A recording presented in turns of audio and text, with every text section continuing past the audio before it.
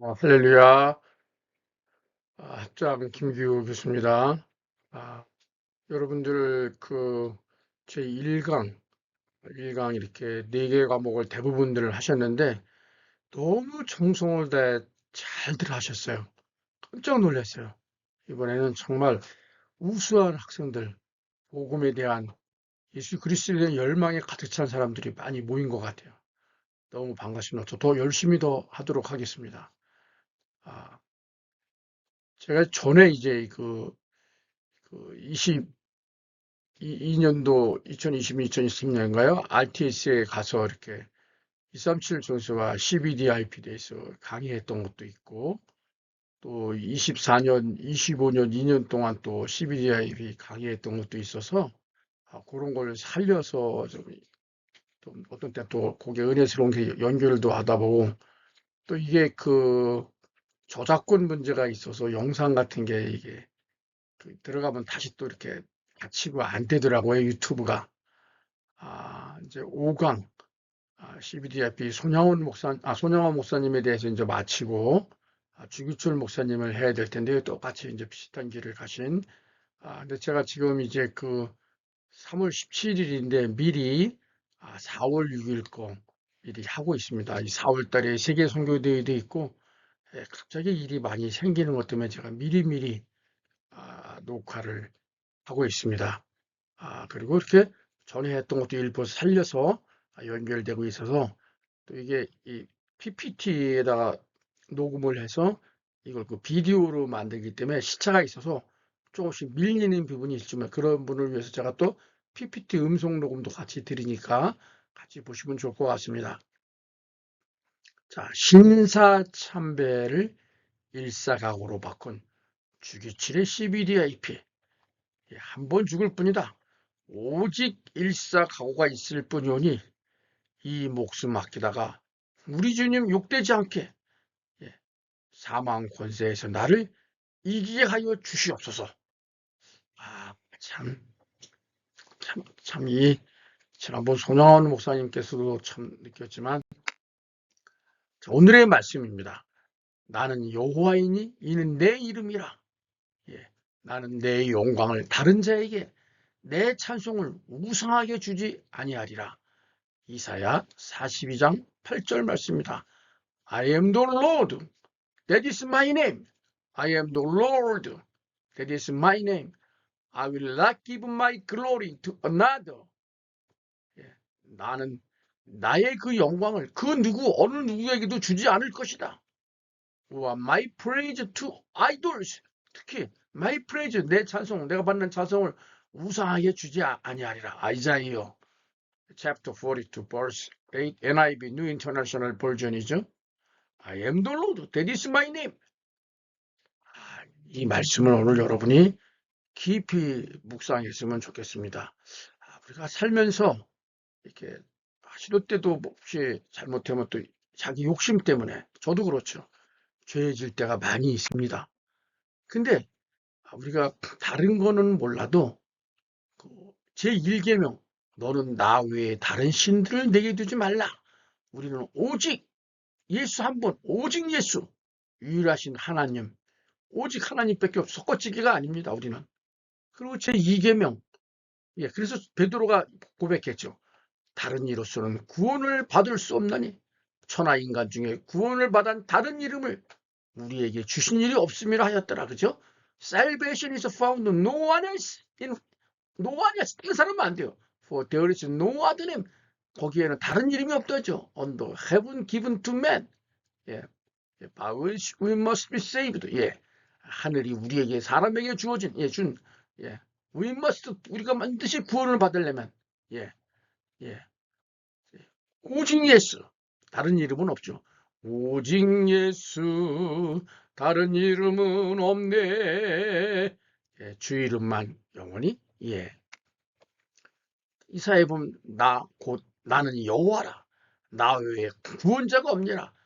Even I am the Lord, and apart from me, there is no savior. There is no savior. There is no salvation. There is no another name. 그렇죠? 제2계명 볼까요? 너를 위하여 새긴 우상을 만들지 말고 또 위로 하늘에 있는 것이나 아래로 땅에 있는 것이나 땅 아래 물속에 있는 것에 어떤 형상도 만들지 말며 그것들에 절하지 말며 그것들을 섬기지 말라. 여러분 소냐원 때도 봤지만 중학생이 신사참배 아니 전화 안 하니까 태교당하잖아요. 참 정말 상상도 할 수 없는 일을 예, 이 손바닥에 뭘 쓴다거나 10계명, 1계명, 2계명 제가 이 데일리 25에 한 1, 2주 단위로 기고를 하거든요. 복음 지식무사의 세상 보는 눈 제4회 신을 사칭한 독재자들의 최후 The end, the last of dictator who pretend to be God. pretend to 하면 투어치는 지가 하나님이 아닌데 하나님 해는 척하는 거죠. 여러분 많이 읽고 좀 댓글도 좀 달아주세요. 제가 없어서 혼자 오늘 달았어요. 예, 이 권력과 신성이 결합하면 가장 우리 정치학에서 정치 지도자가 종교 지도자를 겸하면 이게 무서운 거거든요. 그 종교와 정치는 재정은 분리하게 돼 있죠. 예. 근데 이게 지난 2월 말에 여러분 다 뉴스 봐서 알지만 하메네이가 이제 폭사했죠. 예. 그전에는 또 베네수엘라의 마두로가 생포가 됐고요. 이 신을 사칭해서 독재자로 군림하면서 백성들의 자유와 신앙을 탄압하고 많은 피를 뺏는 학살하는 이런 독재자들이 심판을 받고 있다. 예, 제가 그렇게 얘기를 했습니다. 예, 고대 이집트의 파라오라든지 중세 교황권, 예, 예, 하나님을 사칭하는 예, 신권 독재라. 이거 우리 이제 제가 거기서 이제 클랩토크라시라고 데오크라시, 데오가 신이죠. 신을 대시한 신정 체제. 예, 37년인가, 37년간 예, 정치한자 한나 아렌트라고 유명한 유대계 독일인인가요? The Origins of Totalitarianism, 전체주의의 기원. 예, 예. 이 전체주의 지도자는 자신을 역사적 법칙이나 자연 법칙의 집행을 제시함으로써 신의 지위를 참칭한다. 그 전에 그 미실이라는 그 고현정이가 연기한 드라마가 있었는데 일식이나 월식 같은 거를 자연 법칙을 예, 뭐 왕이 그러니까 기우제를 드리거나 뭐 비가 오게 한다든가 예, 자연 법칙의 지팡자로 와갖고 신을 막 속여서 자기를 신의 지위로 참칭하고 예, 그래서 권력자 독재자가 신의 이름 또는 신의 대리인으로 신의 대리인 아닙니까? 명부를 도모할 때 그걸 아주 복종 독재가 되는 거죠. 예, 신을 대리면서 오히려 반신론적이 되죠. 예, 예. 뭐 이렇게 우리나라에도 번역되어 있는데 예, 뭐 저도 안 읽어봤습니다. 예, 근데 지금 우리가 제가 찾아보면 성경에서 가장 찾아보면 이렇게 해서 이제 뭐 김정은이까지 제가 이제 가겠지만 헤롯 아그리파 1세, 예, 예, 사도 야고보를 칼로 처형하고 베드로를 헤롯 감옥에 투옥한 것, 이것 때문에 제가 하나님이 헤롯 아그리파 1세를 벌레 먹여 죽인 게 아닌 것 같아요. 사람들이 이 헤롯이 은빛으로 빛나는 의복을 두른 헤롯이 딱 연설을 하니까 이것은 신의 목소리요 사람의 목소리가 아니다라고 한화했을 때 아니다 난 신이 아니다 이랬어야 되는데 자기가 신을 참칭하며 신의 영광을 자신이 취한 거죠. 근데 하나님은 이거는 용서를 안 하시는 것 같아요. 자, 우리 조금 공부 좀 합시다. 성경에 헤롯이라는 왕이 4명이 나와요. 이제 헤롯의 족보인데 이제 그 헤롯 대왕이 예수님 탄생할 때 동방 백성들이 이렇게 찾아가니까 그 그때 만난 사람이 헤롯 대왕이고 2살 이하를 다 죽여라 한 사람이 헤롯이에요. 헤롯 왕. 이 헤롯이고 우리가 보면 또 세례 요한의 목을 벤 그 왕이 있죠. 헤롯 안티바스. 예, 지 동생의 아내를 뺏었나요? 요 헤롯. 예, 헤롯의 동생 헤롯 빌립이죠. 예, 헤로디아라는 여자. 예, 요 딸이 이제 그래가지고 그게 이제 헤롯 안티파스에서 예, 나쁜 짓으로 따지면은 이 세례요한의 목을 요 사람 죽여야 되지 않을까? 그 더 죽인 걸로 따지면 두사이아를 다 죽인 헤롯 대왕도 죽여야 되고. 그리고 세 번째는 요 헤롯 아그리파 1세 야고보를 죽이고요. 베드로를 잡아가지고. 근데 여기서 이제 헤롯 왕의 손자죠. 벌레가 먹여서 죽게 되죠. 그리고 이제 바울이 신문당할 때 아그리파 왕이요. 하여튼 그 사람이 이제 헤롯 아그리파 2세죠. 이게 또 아들이 1세, 2세. 근데 전에도 전에 나중에 또 이제 제가 요세푸스 얘기, 지난번에 제가 이제 지난 학기 강의할 때 그 성경과 세계사 할 때 요세푸스 얘기했는데, 예. 요세푸스는 헤롯이 빛나는 의상을 보고 자신을 신으로 부르는 군중의 찬사를 기쁘게 받아들인 후 독수리가 자신의 머리 위에 앉는 걸 봤다. 예. 독수리가 이제 이게 뭐 권력을 상징할 수도 쪼아모는 걸 수도 있고, 이를 불길한 조짐으로 여겼으나 곧바로 극심한 복통이 엄습했다. 5일간 내장이 썩어들어가는 고통 속에 신음하다가 사망했다. 성경은 바로 하나님의 심판이죠. 헤롯이 영광을 하나님께로 돌리지 않으므로 주의 사자가 고치니 벌레에게 먹혀 죽이니라. 예. 이게 신학적 의미는 더욱 심오하죠. 온 유대를 호령하던 절대 권력자가 가장 미천한 피조물 하나를 이기지 못하고 쓰러진 거죠. 예, 하나님은 있기만 하라. 그렇게 하실 수가 있는 거죠. 충분히. 그래서 제가 얘기했지만 제 판단으로 보면 이 두 살 이하를 다 죽인 헤롯 이놈이 제일 먼저 죽어야 될 것 같아요. 벌레 먹어 죽어야 될 것 같고, 또 세례 요한의 목을 뱉고 또 지 동생의 아내를 뺏어간 요 헤롯 안티파스 요 놈이 또 죽어야 갖고, 예, 물론 이제 야구 중이니까 이놈도 죽어야 되지만 하나님의 영광을 가로채니까 하나님이 바로, 예, 여기도 뭐 바울 시면 다 저기 새로 네 놈이 다 좋은 놈들은 아니에요. 예, 그러니까 저희가 보는 기준과 하나님이 보는 기준이 다른 거예요. 이런 걸 많이 느껴요. 하나님의 마음에 합한 사람 데이빗. 자, 이거 글씨가 일부러 그리게 나오고. 하나님의 마음에 합했을까요, 다윗이? 이 지금 제가 볼 때 이 사람 누구 같아요? 다윗? 아니, 제가 볼 때는 우리야 장군이 이 뜰에서 성전 뜰에서 자는 것 같기도 한데, 예, 자기 마누라는, 예, 지금 이거 누가 그린 화가가 그린 그림에 바세바는 발을 이 웨스트민스터 소요리 문답이라는 유명한 책이 있어요. 우리 기독교의 모든 원리를 이 짧은 문답으로 해서 만드는 그게 제일 첫 번째 문답이요. 사람의 제일 되는 목적이 무엇입니까? 물어보면 답하는 게 사람의 제일 되는 목적은 하나님을 영화롭게 하는 것과 영원토록 그를 즐거워하는 것입니다. 웨스트민스터 쇼트 카테키즘. 예, 카테키즘이라는 게 이제 짧은, 예, 문답으로 엮어진 걸 카테키즘이라고 그러거든요. 소요리 문 이렇게 나왔네요. 예, 성경 구절도 있고요. 그래서 여기 이제 손영원 목사님도 그렇지만 10계명 1, 2계명을 지키고 오직 하나님만을 영화롭게 하면서 절대 배신하지 않는 그런 순교자의 삶, 순교하더라도,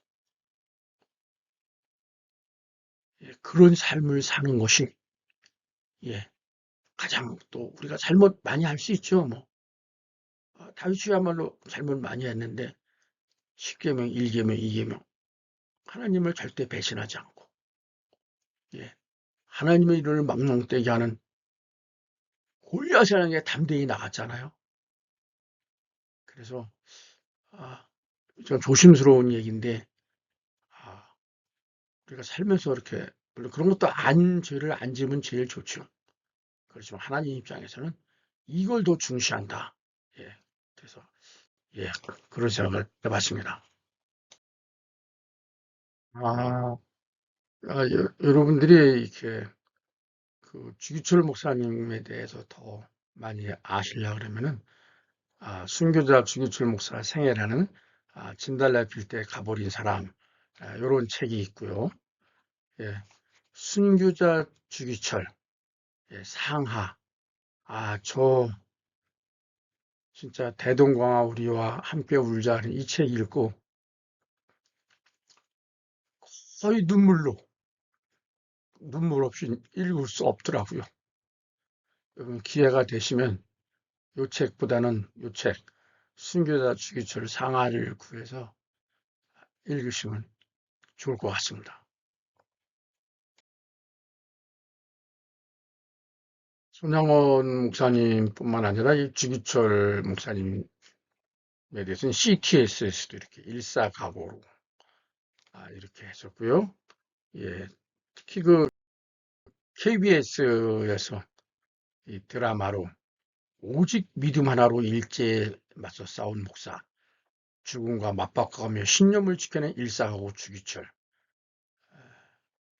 아, 요게 저 다큐. 근데 요것이 이제 영화로도 이렇게 일사각오 영화로도 이렇게 주기철은 악마의 제국에 맞서 인류의 양심을 지킨 평화의 사도다.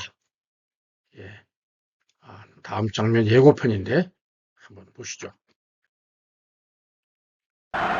キリスト教は朝鮮土地において神のような存在である。 산정형교회 신도들은 절대로 신사참배를 해서는 안 됩니다. 朝鮮人において兵器は義務というより特権である。天皇の国のために死を覚悟することに感謝しなければならない。 이웃 나라를 무력으로 침략한 자들 치고 멸망하지 않은 나라를 역사적으로도 본 적이 없소이다. 칼날이 나를 기다리고 있느냐? 내가 그 칼날을 향해서 나아가리다. 내 앞에는 오직 일사각오의 길만 있을 뿐입니다. 한번 주기철 목사님 일사각오의 삶 살펴보겠습니다. 데서만 보시면 되겠습니다. 주기철 목사님은 1890년 1944년까지 일제의 치하에서 신사참배를 반대하고 믿음과 신앙의 정조를 지키기 위하여 목숨도 두려워하지 않고 순교한 한국교회의 정말 위대한 목사님이시죠. 1938년부터 1944년 5차례에 걸쳐서 총 5년 4개월의 투옥 생활을 하시면서 신사참배 운동과 신앙수호 운동의 지도자 역할을 하셨죠. 일사각오의 자서로 일제에 항거했습니다. 주기철은 가짜 신인, 내 앞에서 다른 신을 내게 두지 말라 10계명 1계명에 해당되는 이 가짜 신을 일본왕으로 모신 사당인 신세에 절할 수 없었습니다. 그것은 십자가의 죽으시까지 우리를 사랑하신 주님에 대한 배신이기 때문입니다. 신사참배를 순교로 바꾼 일사각오의 주기철 CBDIP는 한국교회와 더 나아가 전세계교회 그리고 오늘을 사는 우리들의 마음속에서 영원히 살아있는 리더십으로 불꽃처럼 새어있을 것입니다. 소양, 나중에 이게 다 이 야소교라 그래서 예전에는 예수교. 이 소양이 예수님의 어린 양이라는 뜻이에요. 야소의 양. 우리가 이게 중국에서부터 이렇게 번역돼서 오다 보니까 우리 모두가 어느 날이 있는데 주기철은 여러 가지 어느 날이 있습니다. 소양 주기철은 1897년 경상남도 창원 웅청면 저 밑에 그러니까 지금 진해 쪽이에요. 아버지가 장로님이에요. 이름은 기복이었어요 원래. 그래서 창원시 웅천초등학교 입학했는데 훌륭한 사람들은 보면 다들 몸이 허약하네요. 몸은 허약하지만 성적은 월등하게 뛰어나 신동이라 불렀다. 근데 이런 사람 보면 일찍 우리 유 목사님 메시지에 보면 일찍 아는 사람이 있어요. 늦게 보는 사람도 있지만 모세는 80살이 돼서 부름받았지만 요셉 30 어느 날 또 다윗 같은 엘르골짜기에 나간 나이가 17살이잖아요. 어느 날 초등학생 기복에게 나라와 민족하는 계기가 왔다. 어느 날 나는 알았네. 당시 조선문학의 샛별로 떠오른 약관 20세의 춘원 이광수. 춘원 이광수 정말 일제강점기 시대에 정말 우리 조선문학의 샛별이었죠. 이 개통학계에 들려서 학문은 아무도 빼앗을 수 없으니 젊은이들이여 열심히 배우고 나라를 다시 차지하 우리들의 미래도 열린다고 열변을 토하면서 저기 평안도 그 있는 오산학교를 소개했죠. 춘원 이광수의 이때의 강연은 나라 잃은 서러움과 일제의 탄압에 대한 분노를 일깨워주는 것이었죠. 춘원 이광수의 강연을 통해서 어린 소년 주기복은 국가와 민족에 대한 깊은 감동을 받게 되었습니다. 이게 주기철이죠. 춘원 이광수의 모습입니다. 이 당시 이제 이 대동여지도인데 오산학교는 당시 평안북도 정주에 있었어요. 이때 남강 이승훈 장로가 성립하고 이 유명한 우리 민족의 조선의 별 고당 조만식 장로님께서 이 교장을 이 조만식 장로 여러분 잘 기억했어요. 나중에 주기철 목사님이 순교하시는 산정형 교회의 수석 장로님이에요. 또 그렇게 연결돼요. 교장 선생님하고 학생하고. 이광수의 강연을 들은 주기복은 망설이지 않고 오산에 가리라는 새로운 결심을 했습니다. 이 훌륭하게 된 사람들 보면요. 모든 신앙이 즉시로예요. 즉시로. 망설임이 없어요. 즉시로. 그게 바로 믿음이고 결단인 것 같아요. 엘리사는 밭을 갈다가 엘리야가 겉옷을 던져버리니까 그냥 12교리를 버리고 불살로 버리고 바로 엘리야를 따라가지 않습니까? 예원교회 우리 정은주 목사님은 저녁에 하나님이 선교하라.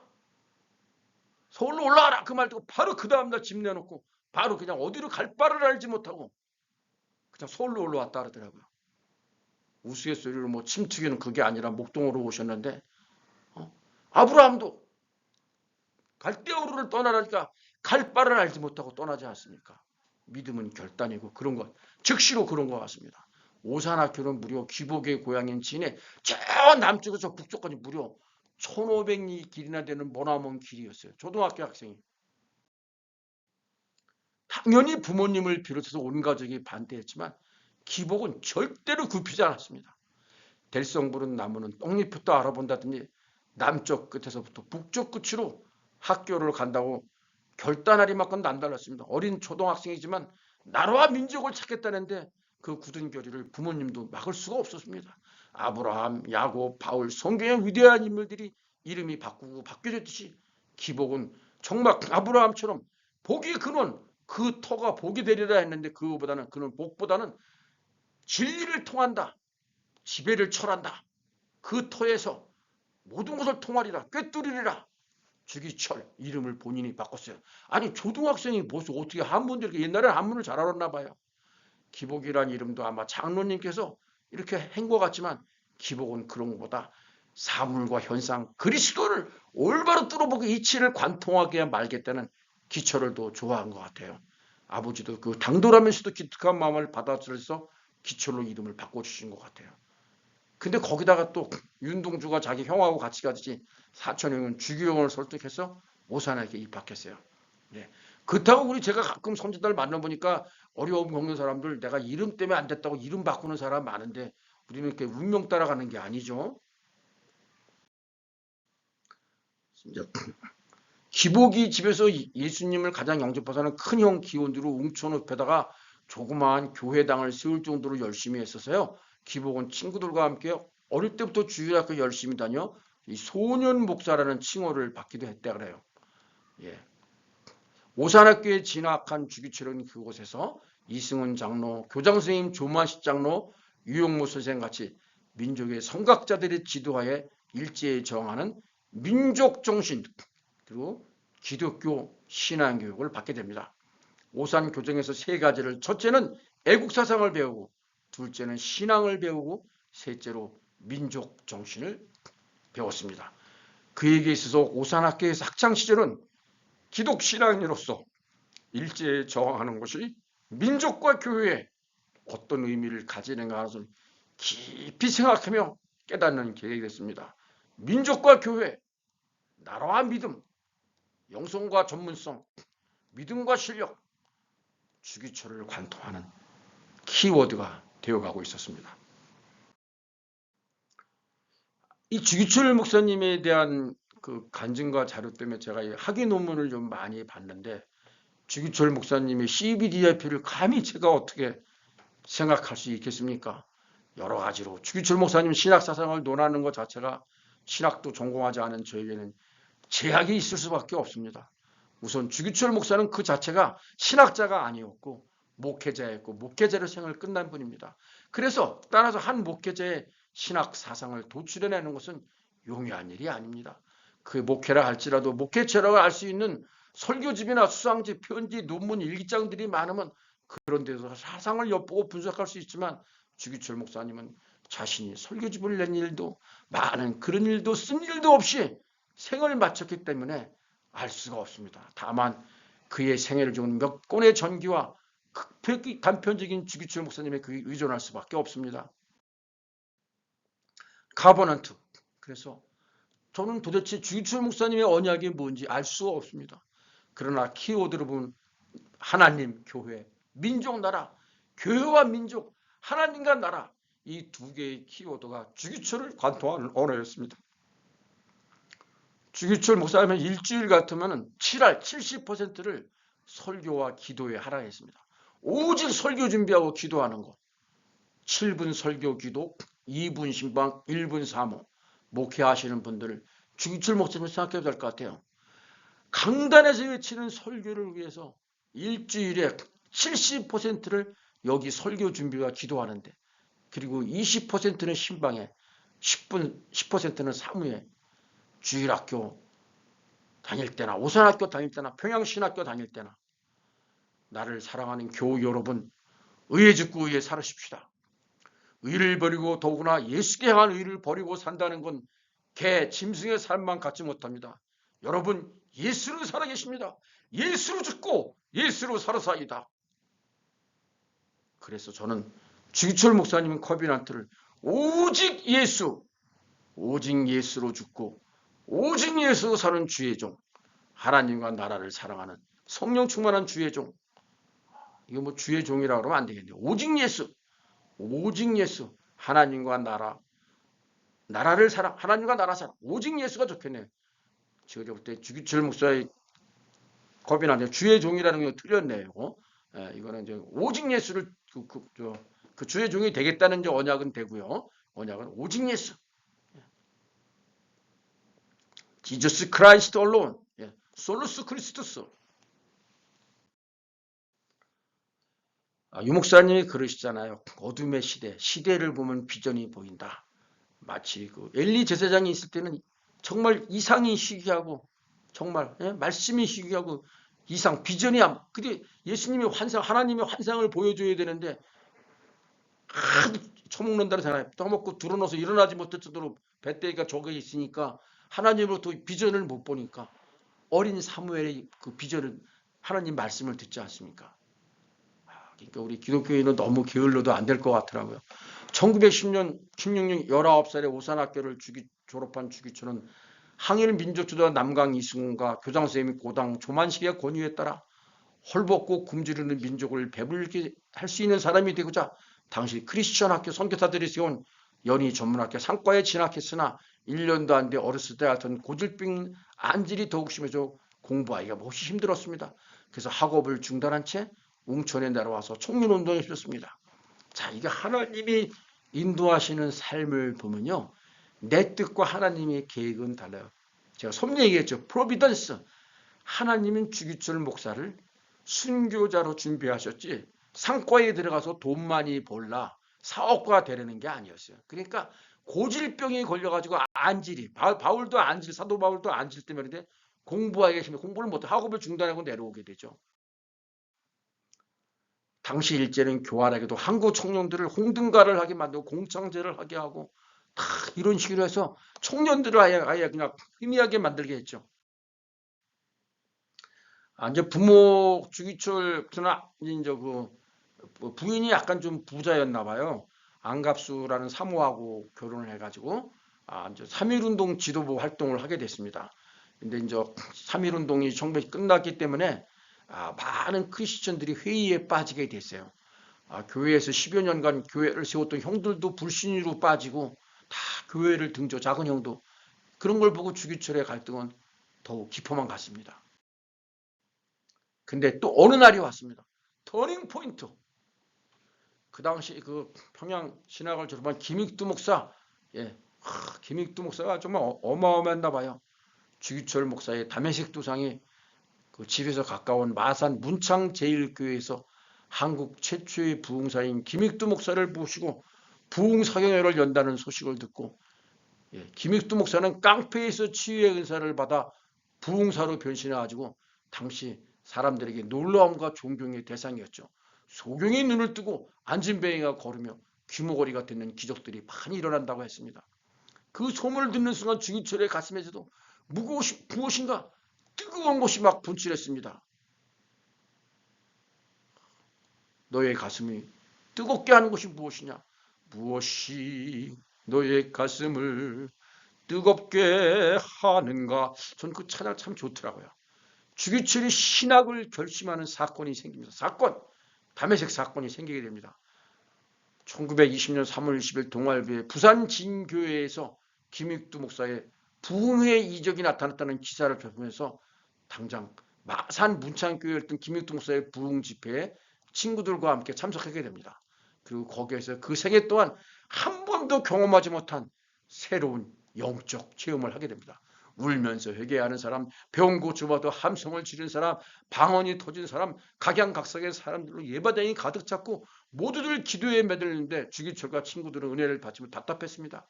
그러다 셋째 날 밤 집회에서 김익두 목사가 그 당시는 성신이 오셨네, 성신을 받아라 라는 제목의 설교를 통해 예배당은 성령의 불길로 휩싸였습니다. 그 성령의 역사는 25살 청년 주기철의 영혼을 송두리째 뒤흔들어 놓았습니다. 갈등하는 청년, 방황하는 청년 주기철은 죽임도 두려워하지 않는 목사 주기철로 바꾸는 터닝 포인트, 그 변화, 담에색 도상이 그날 그곳에서 일어나게 되었습니다. 우리 모두도 우리 인생의 터닝 포인트, 내가 처음 주를 만난 날, 그날 그곳이 있을 겁니다. 장님이 눈을 뜨게 만드는 것은 내가 아니라 예수님이요, 귀머거리가 귀가 뚫리는 것은 내가 하는 일이라 예수님의 이름으로 성령이 하시는 일이요, 마음이 가난한 자는, 마음이 청결한 자는 지금 이곳에서 역사는 하나님을 볼 것이라. 김익두 목사님의 이 의침에 주기처럼 어둠 속에서 찾던 그 빛, 허마함 속에서 그렇게 갈망했던 그 존재를 찾았습니다. 하나님의 특별하신 은총과 부르심, 소명, 소명, 사명, 천명 구분 못하는 분 계신 것 같아요. 소는 부르실 소자예요. 하나님이 나를 불렀다. 콜링, 그게 소명이고, 사명은 맡길 사자, 나의 미션이 되는 거기 사명이에요. 천명은 하나님도 받은 거고, 소명, 사명, 천명을 조금 구분하실 수 있어야 돼요. 그래서 이제 그는 성령으로 새롭게 거듭나는 중생의 체험을 하게 됐습니다. 근데 또 한번 확인 사살이 되죠. 2달 후인 11월 1일 그가 다니던 웅천교회 김익두 목사가 가서 사경회를 인도했죠. 바로 11월 1일 그날 그곳에서 주기철과 그의 친구들은 목사가 되기로 결심하게 됐습니다. 동시에 그는 불의와 악의 세력을 물리치고 자주동력과 이상적인 국가를 건설하는 것 또한 어떤 능력보다도 더 큰 하나님의 성령으로 되는 것임을 확신하게 되었습니다. 비전의 이제 두째 시간에 얘기했죠. 내가 기여할 수 있는 분야로 시대를 보면 비전이 보인다고. 예수님이 가신 길을 뒤따라가는 목회자. 신학생 주기철이 기도하면 기도할수록 예수님의 가신 길을 뒤따라야 할 생각이 더욱 선명하게 들었다. 이런 성령의 감동과 교회와 민족에 대한 강한 책임감을 느낀 주기철은 목사의 길로 들어선다. 주기철은 1925년 경남도에서 목사 안수를 받았다. 주기철이 목사 안수를 받던 그의 일제는 서울 남산에 거대한 조선 신궁을 건립했다. 조선 총독부가 조선을 총칼로 지배하는 본부라면 조선 신궁은 정신적 상징이었다. 일제는 조선을 정신적 식민지를 넘어 정신적 식민지로 구축하고자 했다. 그래서 모든 조선인을 하여금 신사에 절하도록 강요했다. 여러분, 이거 제가 좀 상상해서 추정해서 쓴 문장인데, 제가 준 그 CBDIP 이북 그걸 좀 보십시오. 예수님이 가신 길을 나도 뒤따라갈 수 있을까? 세 아들과 아내와 어머님이지만 나는 지금이라도 저들처럼 목회자의 길을 가야 되겠다. 이런 주기철 목사님의 말씀을 보고 예수님이 가신 길을 그대로 따라가는 목회자, 이런 비전을 제가 추론을 했습니다. 원래 이게 이 정치 권력이 가장 강력한 통치체제는 이 정치 지도자가 종교 지도자를 겸하는 이걸 신정체제라 그러거든요. 데오크라시. 이 북한은 사실은 가짜 신, 사이비 신이며 사이비 왕이에요. 근데 일본도 마찬가지. 일본 왕을 사이비 신이로 바꾸려는 거예요. 신이로 되면은 칼이 하나도 없어. 이 독재 체제는 총과 칼로 지배가 되거든요. 총과 칼. 칼과 붓. 다 붓이 신이 되면 칼이 하나도 필요 없어요. 로마 교황이 예수님이 칼 가지고 지휘합니까?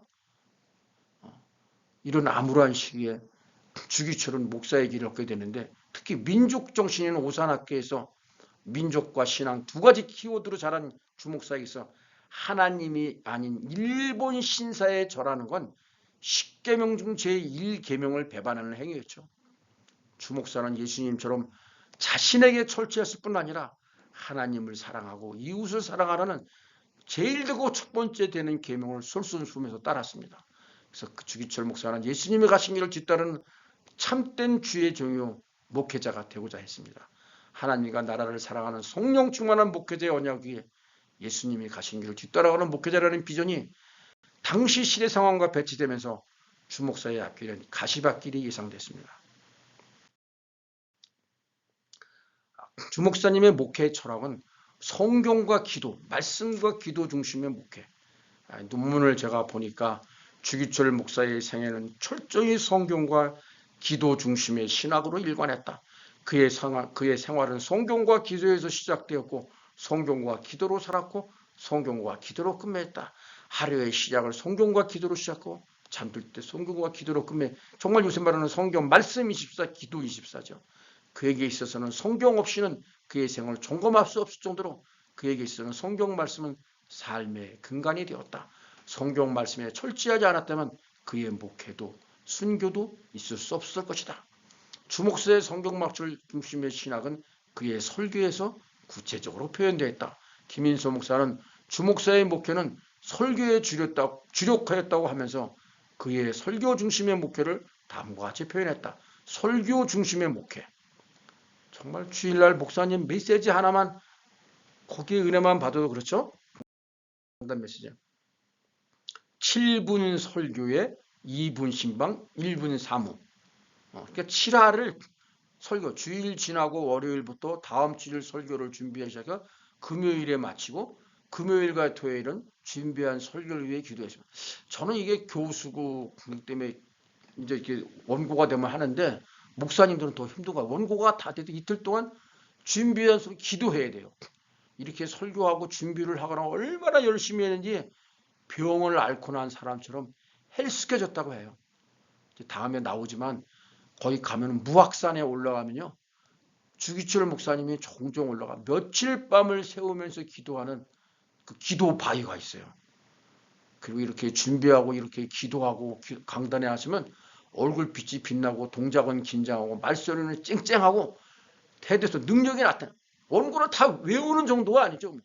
그러니까 주목사의 설교를 다른 사람이 그대로 말하든지 글로 써놓으면 정말 아무도 이게 뭐 구분되지 않으나 주목사 자신이 긴장하고 또 경건한 태도에 있을 때만 똑같은 거라 그래서 딴 사람이 그대로 읽어도 은혜가 되냐? 아니에요. 주목사 자신이 긴장하고 경건한 태도에 있을 때만 만인이 감격하였다.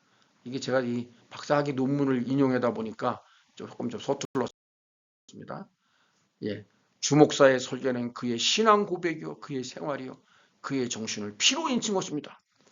그의 정신을 피로 인친 거래요. 그래서 그는 비상한 고심과 정성으로 설교 원고를 작성하고 나서 산에 가서 철야 기도를 하고 이슬에 젖은 몸으로 새벽에 집에 돌아올 때가 한두 번이 아니었다. 주목사의 설교가 힘있고 성도들의 마음을 움직일 수 있었던 것은 그의 기도가 뒷받침되었기 때문이다. 원고도 말씀도 잘 정리했지만 기도 없는 설교는 사람들의 마음을 움직일 수 없다는 평범한 진리를 우리에게 다시 한번 알려주고 있다. 주일 아침이 되면 주목사는 하나님의 말씀을 전하게 되는 감사함으로 말할 수 없는 기쁨과 희열을 느꼈다고 한다. 저도 조금 알 것 같아요. 저도 지금 굉장히 기쁘고 희열이 있거든요. 주목사의 목회 원칙은 신방보다 성도들 하나하나 관계하는 것보다 설교에 집중되어 있었다. 이런 신방보다는 교인들 하나하나를 하나님의 말씀으로 잘 먹임으로써 그 영혼이 성장하고 그 삶의 질이 기름질 수 있다는 확신에서 비롯된 것이죠. 그의 말씀의 핵심은 성경 중심으로 자연히 무섭게 죄를 책망하고 또는 강한 소망과 새로운 힘과 용기를 주는 그런 것이었다. 그러죠. 주목사님은 통상 다음 주일의 설교를 주로 월요일 새벽 기도를 통해 구성하고 이 기도를 하면 하나님이 지혜를 주셔. 저도 그런 것 같아요. 기대를 주시는 그리스도 안에 지혜와 지식의 보화가 다 감춰져 있잖아요. 구성하고는 이 설교 자료를 수집하여 각 대지들을 큰 대지들을 만들어 묵상하고 목요일에 그리고 난 다음에 기도하면서 대지들만 구성한 큰 줄기만 구성하고 목요일에 설교 원고를 집필하고 설교 원고를 집필하는 날에 일체 외출도 하지 않고 교인들의 방문도 상고하도록 온종일 설교 원고를 작성하게 했죠. 그렇게 설교 원고를 만들면 토요일 밤까지 계속 기도하면서 거의 암송하다시피 하여 주일 강단에 올라가서 혼신의 힘을 다해 설교했다 그러죠. 그는 1시간 설교에 어마어마한 시간을 준비 소요를 했고 설교를 할 때는 언제나 첫 설교를 하는 것처럼 조심스럽게 가다듬으며 주일날 설교를 은혜지게 끝마치기에 늘 아침을 금식했다고 합니다. 참. 근데 또 참 이게 설교 시간을 절대 30분을 넘기지 않았다 그래요. 준비한 설교가 남아있어도 더 이상 설교가 준비하지 않고 적당히 마무리 짓고 설교를 끝냈대요. 30분을 절대로 안 넘었대요. 저도 조금 이따 30분 넘으면 이제 안 하고 다음 주에 할게요. 그래서 그의 설교를 듣는 모든 성도들은 김장과 감동과 영혼을 주는 생명력 넘치는 설교를 들었으며 우렁찬 음성에 웅변의 기교가 가미되어 경건하고 긴장된 자세로 혼신의 힘을 기울여 설교를 끝내가면 항상 그의 상의는 땀으로 흠뻑 젖어났다고 합니다. 주목사의 설교는 하나하나가 모두가 피땀나는 기도와 체험의 소산으로 이룩된 체험, 그냥 책 읽는 게 아니라 체험, 이룩된 공든탑이라고 말했습니다. 그렇게 해서 주기철 목사님이 이름이 나다 보니까 그 당시 우리나라에서 가창에서 산정원 교회에서 초빙을 받고 첫 설교에서 그런 초조한 말씀 중심의 말씀 중심으로 교회를 이끌어서 천명했죠. 정말 주기철 목사는 철저히 말씀과 기도 중심으로 성경 말씀에 철저하지 않았다면 그의 목표대로 순교도 있을 수 없었다. 그렇기 때문에 그의 삶의 목표는 요한 켈빈의 말처럼 말씀이 가라 하면 가고 말씀이 서라 하면 멈추는 그런 삶이었다고 보여집니다. 30살의 나이로 평양신학교를 졸업한 주기철은 초량교회 다니면서 부산 달동네라 그래요. 근데 스스로에게 먼저 철저할 때요. 당시 70원이던 사례비를 60원으로 깎고요.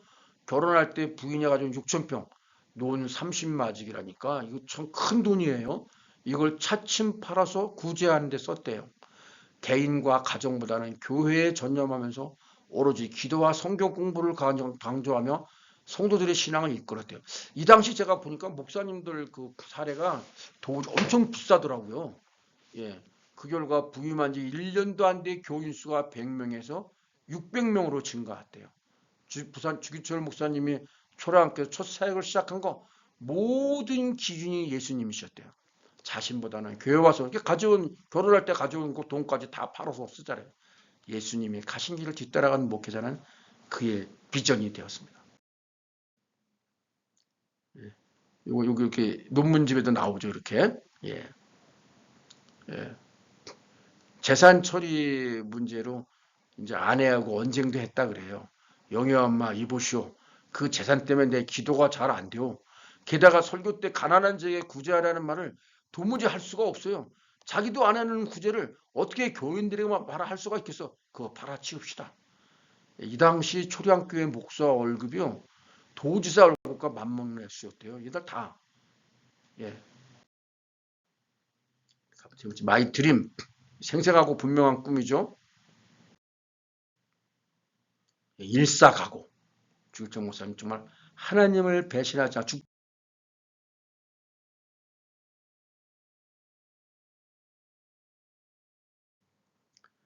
마산 제일문창교회로 갔어요. 여기는 또 이제 나중에 여러분 기회가 되면 우리 KBS에 있던 우리 예원교회도 나왔었는데 그 장로님이 만든 주기철 목사님 제가 언제 한번 다음에 링크를 한번 열어봐 줄게요.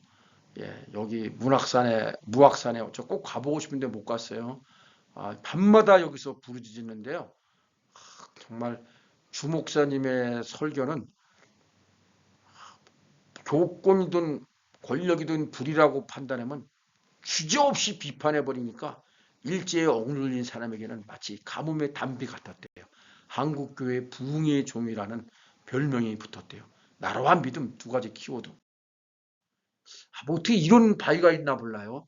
이렇게 여기 이 주기철 목사님이 올라가셨던 그 마산 거기에 이런 바위인데 내게는 우리 주 예수 그리스도의 십자가 외에 결코 자랑할 것이 없으니 그리스도로 말미암아 세상이 나를 대하여 십자가에 못 박히고 내가 또한 세상을 대하여 그러하리라.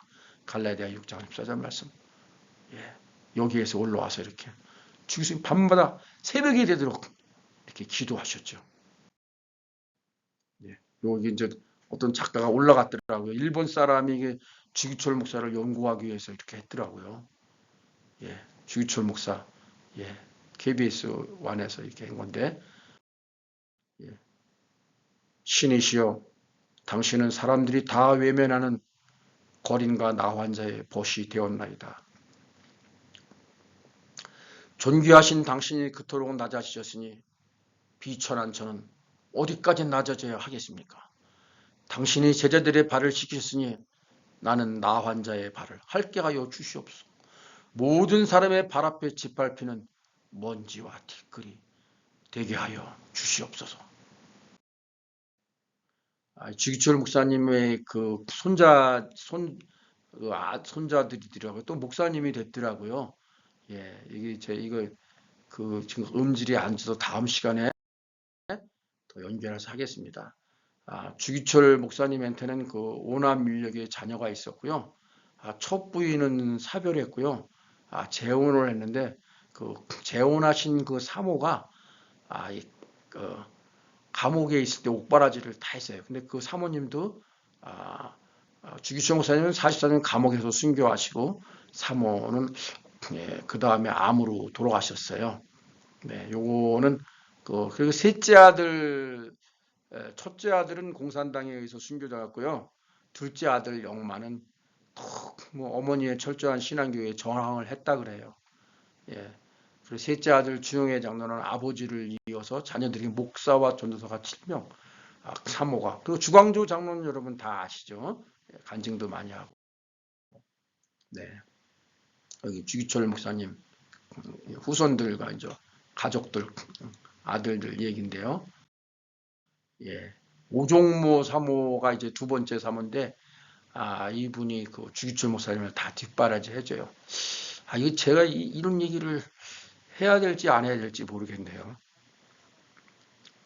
제가 순교자 주기철 상하를 읽고 깜짝 놀라게 했는데 돌들이 소리 지르게 한다 그러는데 이거 확실치 않은 것 같아요. 그냥 여러분이 그냥 참고로 들으세요.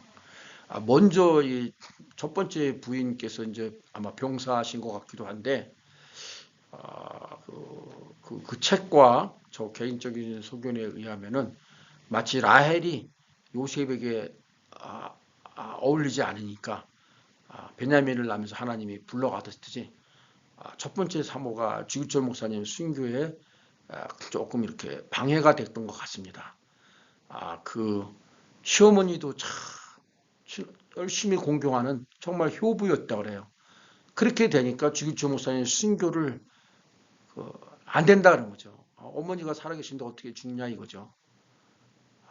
근데 어떻게 이상하게 시름시름 병에 걸려서 소천하시게 돼요. 그리고 주일학교 학생 때인가 교사 때부터 주기철 목사님을 그저 너무 사모해가지고 시집도 안 가고 그냥 과부로 늙어 있는 오종모 노처녀가 있는데 사모가 돌아가시니까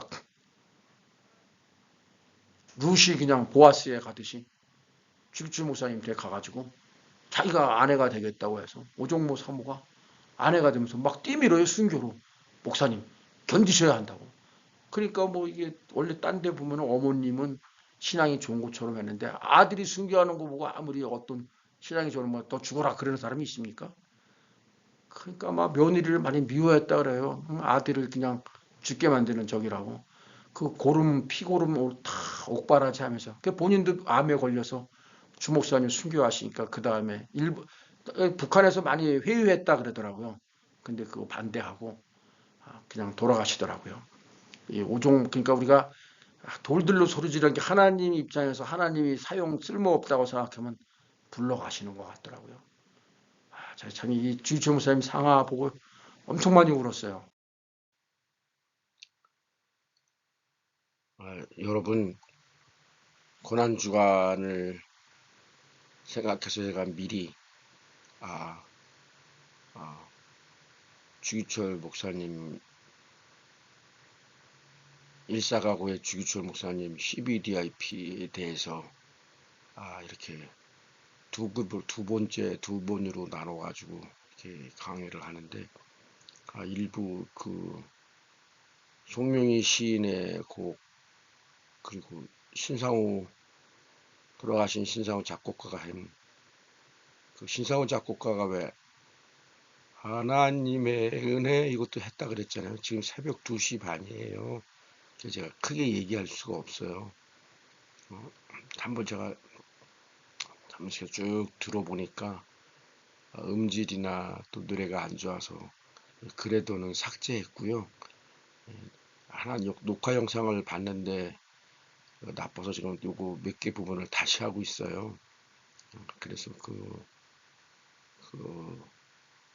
다음 주에 그 일사각오가 있으니까 그것도 이렇게 다음 주에 같이 들으시면 좋을 것 같아요. 같이 들으셔야 전체가 이제 연결이 될 거예요. 그리고 제가 들어보니까 많이 울컥한 부분이 많네요. 지난번에 강용호 박사 때도 그랬는데 제가 이제 이 글을 쓰다 보니까 그때 그 생각이 사도 바울이 왜 길이와 너비와 깊이가 높이 얘기하시잖아요. 그러다 보니까 그런 게 막 떠오르다 보니까 이게 감정 조절하기가 어렵네요. 막 목이 메고 눈물이 막 쏟아지고 정말 콧물 눈물 다 흘리면서 이렇게 강의하게 되네요. 예, 하여간 여러분이 이렇게 필요한 것 들으시고 같이 의견 포럼을 쓰시면 좋을 것 같습니다. 첫 번째 사모님 안가병 사모님 부분은 좀 조심스러운 부분이 있습니다. 제가 정설이 아닙니다. 그렇지만 하나님께서는 사람을 사용하실 때 그렇게 하시는 것 같습니다. 다음 시간에 뵙도록 하겠습니다. 감사합니다. 수고하셨습니다.